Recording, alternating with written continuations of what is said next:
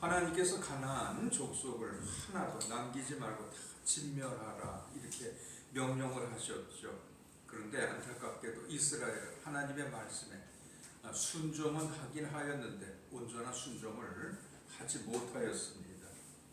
그들이 철병거를 소유하였습니다. 그리고 우리들보다 더 유리한 곳에 그들이 진을 치고 있습니다. 그리고 지금까지 하나님께서 우리들에게 허락해 주신 이 가나안 땅, 이 정도만 있다고 할지라도 우리가 편안히 먹고 살 수 있습니다. 현실적으로 적당히 타협을 하였죠. 그래서 이스라엘 백성들은 가나안 정복 전쟁을 끝마무리, 세상과 타협함으로 마무리를 짓고 말았던 것입니다.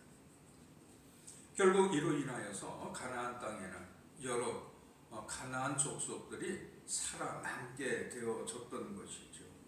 하지만 오늘 본문을 자세히 살펴보면은요, 이 모든 것을 배후에 역사하신 하나님의 선하신 뜻이 여기 담겨져 있는 것을 우리는 알 수 있게 되어집니다. 여러분, 하나님께서 하시는 일은 이 세상 그 어떤 권세가 있는 자라고 할지라도 감히 그 앞길을 막을 수 없다는 것을 기억하시기를 바라겠습니다. 우리 하나님이 누구십니까? 전능하신 창조주 하나님이십니다. 없는 것에서 있는 것을 만들어내신 그런 하나님 아니십니까? 그러기에 하나님이 계획하시고 이루시고자 하시는 일들은 반드시 성취되어진다라는 것입니다. 분명 하나님은 이스라엘로 하여금 이 가나안 정복 전쟁을 통하여서 가나안 족속 남은 자들을 멸절시키라 이 명령을 주셨죠.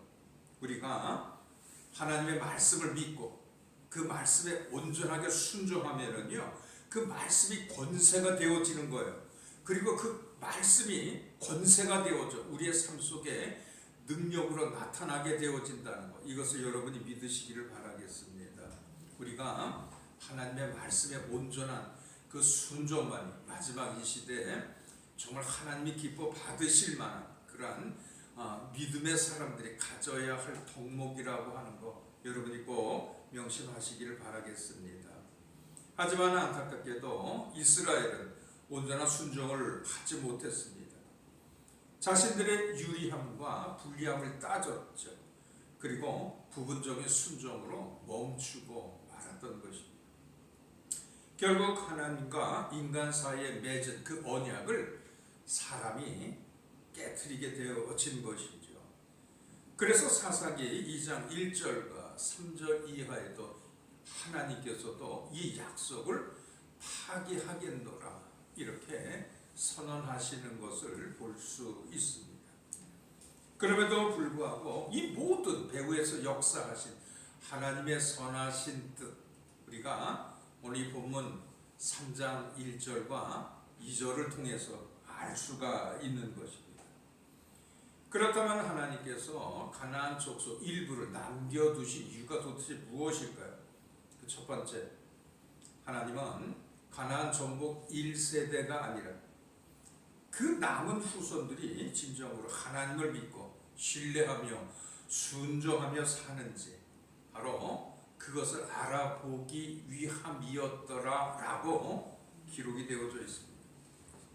본문 1절을 보니 그들은 이스라엘에게 시험의 도구로 남겨둔 가나안 족속들이었습니다. 하나님의 시험은 과거나 현재나 그리고 앞으로도 동일합니다.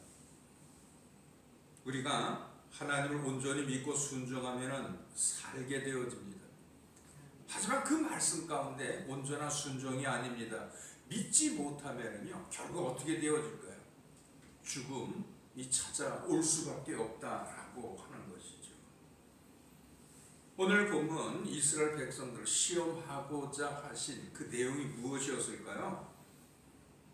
이스라엘의 남은 자들이 바른 믿음을 가지고 하나님 앞에 온전하게 순종을 하면은 약속의 땅에서 약속하신 복을 받게 되어질 것입니다. 남겨진 가나안 족속들은 영원토록 이스라엘에게 종노릇을 하게 되어지는 것이죠. 하지만 이스라엘 백성들이 불순종하면 그들에게 찾아온 것이 과연 무엇이었을까요? 결국 남은 가나안 족속들이 영원토록 이스라엘의 가시가 되어질 것이다. 하나님께서 그렇게 말씀하지 아니하였습니까? 우리가 걸어가는 신앙의 길 가운데서도 때로는 하나님께서 우리의 신앙을 점검하기를 원하십니다. 어제 우리가 새벽에 함께 말씀을 나누지 아니하였습니까? 하나님은 질투하시는 하나님이시라. 그렇죠? 우리의 입술의 고백을 듣기를 원하시는 그런 하나님이시다라고 하는 거예요. 우리가 하나님을 사랑하잖아요. 그렇죠? 그럼에도 불구하고 하나님은 우리에게 다가오셔서 네가 나를 사랑하느냐, 이 사랑을 확인하기를 원하신다라는 거예요. 그렇기 때문에 우리는 찬양을 통해서, 그렇죠? 우리가 하나님 앞에 아름다운 신앙의 고백이 날마다 하루도 빠짐없이 있어야지만 된다는 것, 이것을 여러분이 꼭 명심하시기를 바라겠습니다. 그래서 우리가 걸어가는 신앙의 길 가운데서도 뜻하지 아니한 환난과 어려움과 역경을 만나거든 놀라지 마십시오. 먼저 하나님께서 우리들에게 시련을 주시는 것, 트레이닝이죠. 연단하게 하시기 위함입니다. 하나님과의 관계 가운데 내가 범죄한 것을 잊지 아니하는가, 사람과의 사이에서 막힌 것을 잊지 아니하는가, 물질과의 관계에서 내가 소홀히 넘겨가며 형제들을 상처 준 것이 있지 아니한가, 그것을 먼저 돌이킬 수 있어야지만 될 것입니다. 만약 여기에 막힘이 없다면 하나님이 나를 이제 연단하시는 겁니다. 나로 하여금 더욱더 놀라운 사명을 감당할 수 있도록 은혜를 베풀어 주신다라고 하는 거예요. 그러므로 우리가 다가오는 시련과 환난과 역경 가운데 우리는 세상 사람들처럼 두려워하거나 놀라는 어리석은 자리에 서지 않고 먼저 내 자신을 점검하며 또 하나님 앞에 막힌 것이 있으면 철저하게 통회하고 자복하고, 만약 그러한 것이 없다라고 하면은요, 참고 견디고 인내하며, 지난 주일날 말씀이었잖아요, 기다리면서 하나님의 선하신 뜻을 간구하는 지혜로운 저와 여러분이 되어야 한다는 것, 이것을 여러분이 꼭 명심하시기를 바라겠습니다. 하나님께서 가시와도 같은 가나안 족속을 남겨두신 두 번째 이유, 가나안 1세대가 아니라 바로 그 다음 세대 후손들이죠. 전쟁을 알지 못하는 자들에게 그 전쟁의 비참함을 깨닫게 하기 위함이었다라는 것입니다. 언약의 땅 가나안은 그냥 주어진 것이 아닙니다. 믿음의 조상들이 전쟁을 통해서 승리하여 쟁취한 것이 이 가나안 땅이었죠. 하나님께서는 가나안 정복 1세대가 아닌 그 후손들에게 전쟁의 비참함과 고통을 맛보게 함으로써 하나님의 약속은 그냥 주어지는 것이 아니라 침노하며 쟁취하는 것을 그러한 것임을 알게 하려 하심이었다라는 것입니다. 여러분, 오늘날 우리가 걸어가는 신앙의 길 가운데서도 하나님이 주시는 복은 어느 날 하늘에서 그냥 떨어지는 것이 아닙니다. 천국은 침노하는 자의 것이라고 하지 아니하였습니까? 부단한 신앙의 경주를 통해서 주어지는 것이죠. 우리가 말씀에 순종하고 사명을 감당하고 그리고 생활 속에 그 말씀을 실천함을 통하여서 하나님이 예비하신 복을 바로 저와 여러분의 소유로 만들어 가는 것이라는 사실, 이것을 여러분이 꼭 믿으시기를 바라겠습니다. 하나님께서 가시와도 같은 가나안 족속들을 남겨놓은 세 번째 이유가 무엇일까요? 대적이 곁에 있으니 항상 정신을 차리라는 거예요. 깨어 있으라는 것이죠. 이스라엘이 불순종의 길을 걸어갈 때 징계 도구로 사용하시기 위하여 그들을 남겨두셨다라는 것입니다. 하나님은 사랑하시는 그러한 자를 바로 세우기 위하여 방책을 마련해 두셨습니다. 우리가 하나님 앞에 불순종하거나 잘못되어진 길을 걸어갈 때 만약 하나님 징계가 없다면 이는 매우 불행한 일일 수밖에 없습니다.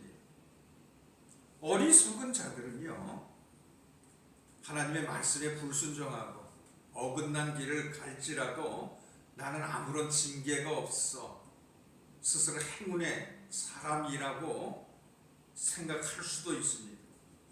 하지만 이것은요, 대단히 어리석은 착각이 되어진다라고 하는 것이죠.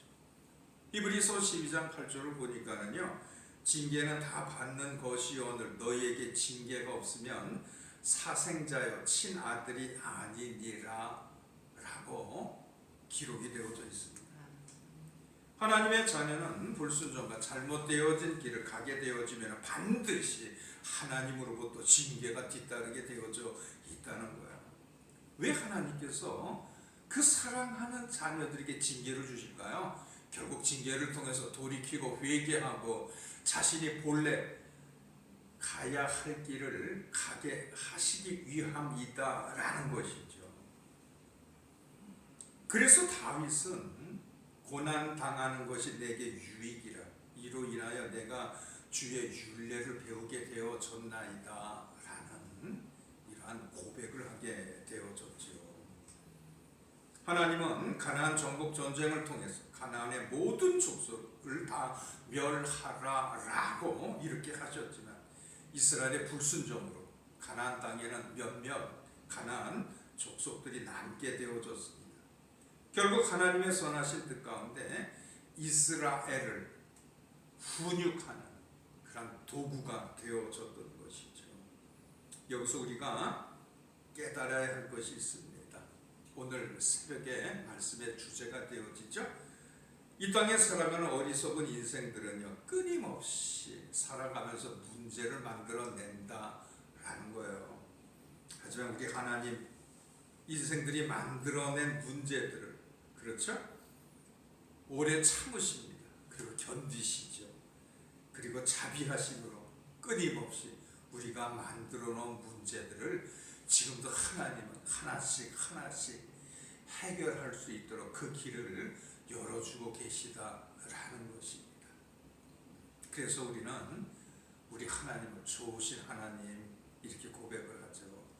아빠, 아버지 하나님 이렇게 고백을 한다고 하지 아니하였습니까? 결국 우리 인생들이 살 길은 무엇입니까? 하나님 앞에 겸손히 엎드리며 주님의 말씀을 청종하고 그 말씀 가운데 순종하는 것만이 살 길이라고 하는 것, 이것을 이 새벽에 여러분이 꼭 명심하시기를 바라겠습니다.